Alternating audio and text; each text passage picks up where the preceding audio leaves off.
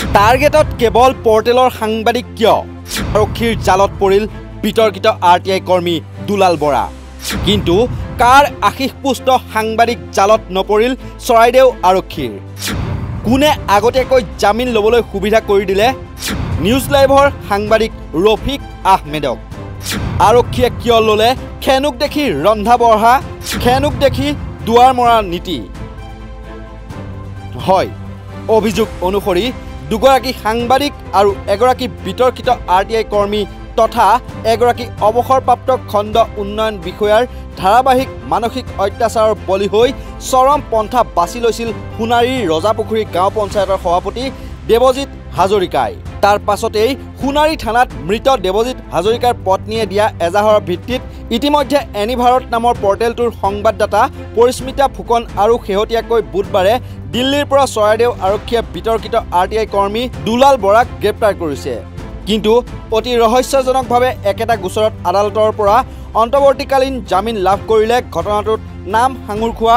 এগৰাকী নিউজ লাইভৰ সাংবাদিক ৰফিক আহমেদে উল্লেখযোগ্য যে দেৱজিৎ হাজৰিকাই চৰম সিদ্ধান্ত লোৱাৰ পূৰ্বে সুইচাইড নোটত নাম লিখি গৈছিল পৰিস্মিতা ফুকন দুলাল বৰা ৰফিক আহমেদ আৰু ৰঞ্জিত বৰগোহাঁইৰ নাম নোৱাৰিম আৰু এনে ব্যক্তিৰ প্ৰকৃত চৰিত্ৰ ওলাই আহিবৰ বাবে এনে সিদ্ধান্ত ল'লোঁ অ'কে বাকী ৰাইজে বুজিব মানসিকভাৱে চাপ দি পৰিস্মিতা কোন হয়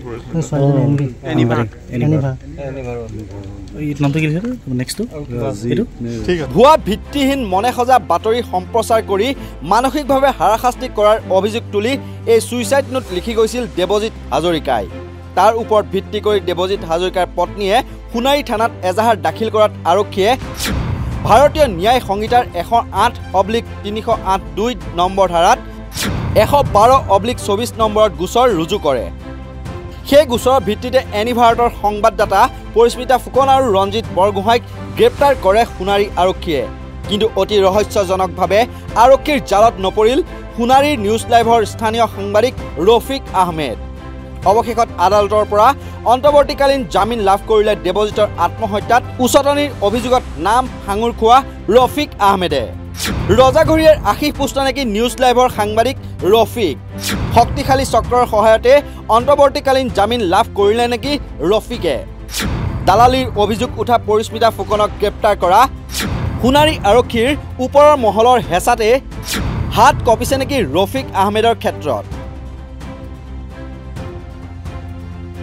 সাংবাদিক ৰফিক আহমেদে অন্তৱৰ্তীকালীন জামিন পোৱা কাৰ্যত সন্তুষ্ট নহয় টাইপা স্মাৰ্ট আৰক্ষীয়ে সাংবাদিকগৰাকীক আটক কৰিব নোৱাৰাটো দুৰ্ভাগ্যজনক আখ্যা দিয়ে টাইপাই এজন ব্যক্তিয়ে এটা নিউজ চেনেলৰ এজন ব্যক্তিয়ে কিন্তু আজি যিটো আমাৰ ইণ্টাৰিম বেল পাইছে সেইটোত আমি দুখ প্ৰকাশ কৰিছোঁ আচলতে চৰকাৰে যেনেধৰণে এইটো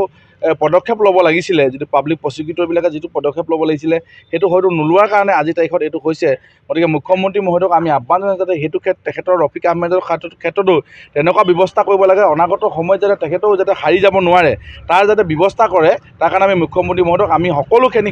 পৰিয়াল বা আমাৰ দল সংগঠন সোণাৰীবাসী হৈ আমি আহ্বান জনাইছোঁ যাতে আমি আমাৰ মানুহখিনিৰ যাতে খুব এটা আছে যাতে দেৱজিৎ হাজৰিকাৰ নিচিনা এজন ব্যক্তি মৃত্যুত যাতে ৰফিক আহমেদো এজন মূল ব্যক্তি আছিলে হত্যাত গতিকে আমি ভাবোঁ যে তেখেতকো গণ্ডিৰ ভিতৰলৈ আনিব পৰা আইনী যিবিলাক প্ৰক্ৰিয়া আছে তেনেকুৱা প্ৰক্ৰিয়াৰ মাজত যাতে তেখেতক আনিব পৰা যায় তাৰ ব্যৱস্থা কৰিবলৈ মুখ্যমন্ত্ৰীক আহ্বান জনাইছোঁ আচলতে অসম আৰক্ষী আমি স্মাৰ্ট আৰক্ষী বুলি কোৱা হয় যদিও তেখেতলোকৰ যে স্মাৰ্টৰ নামত এটা ভেকু ভাওনা সেই কথাটো সকলোৱে জানে কিন্তু আজি আপুনি সকলোৱে জানে যে আজি তাৰিখত যদি পুলিচে কৰোঁ বুলি ক'লে চব কৰিব পাৰে ইমান উন্নত ডিভাইচ তেখেতলোকৰ হাতত আছে গতিকে কৰোঁ ক'লে তেখেত চব কৰিব পাৰে আৰু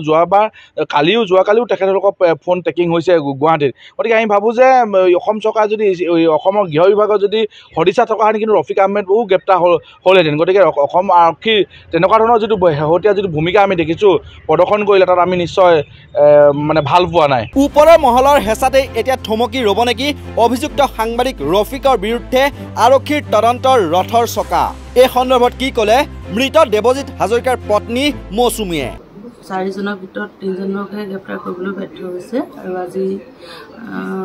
দুলাল বৰাকো আৰু এজন 4জনৰ ভিতৰত এজন ইতিমধ্যে আজি জামিন পাইছে বুলি গম পাইছোঁ আৰু তেখেতকো যদিহে তদন্তৰ আওতালৈ আনিব পৰাকৈ যদি গ্ৰেপ্তাৰ কৰিব পৰা হ'লহেঁতেন তেতিয়াহ'লে কিছু কথা আৰু মোৰ মানুহজনৰ লগত জড়িত হৈ থকা কিছু কথা ওলালেহেঁতেন বুলি মই ভাবিছোঁ। আৰক্ষী প্ৰশাসনকো ধন্যবাদ জ্ঞাপন কৰিছোঁ আমাৰ ফালৰ পৰা। আজি তেওঁলোকেও বহুতখিনি আমাৰ কাৰণে কৰাৰ বাবেতো আজি 3জনক গ্ৰেপ্তাৰ কৰিছে আৰু এজনক নিশ্চয় কি কাৰণে নহৈছে মানে গ্ৰেপ্তাৰ কৰিব পৰা নাই সেইটো নিশ্চয় কিবা আছে আৰু সেইটো কাৰণে কৰিব পৰা নাই। হ'লেও তেওঁ বাকী পৰৱৰ্তী পৰ্যায়ত তেওঁ অন্ততঃ তেওঁৰ যিখিনি ধৰি লওক যদি দোষী তেওঁ অন্ততঃ সেইখিনি হ'বলৈ তেওঁ সুযোগ পাব। সঁচাকৈয়ে ন্যায় পাবনে মৃত দেৱজিৎ হাজৰিকাৰ পত্নীয়ে সেয়া সম্পূৰ্ণ নিৰ্ভৰ কৰিব মুখ্যমন্ত্ৰী হিমন্ত বিশ্ব শৰ্মা নেতৃত্বাধীন গৃহ বিভাগৰ স্মাৰ্ট আৰক্ষীৰ প্ৰকৃত তদন্তৰ ওপৰত। নিউজ ডেস্কৰ ৰিপৰ্ট, নৰ্থ ইষ্ট নাও।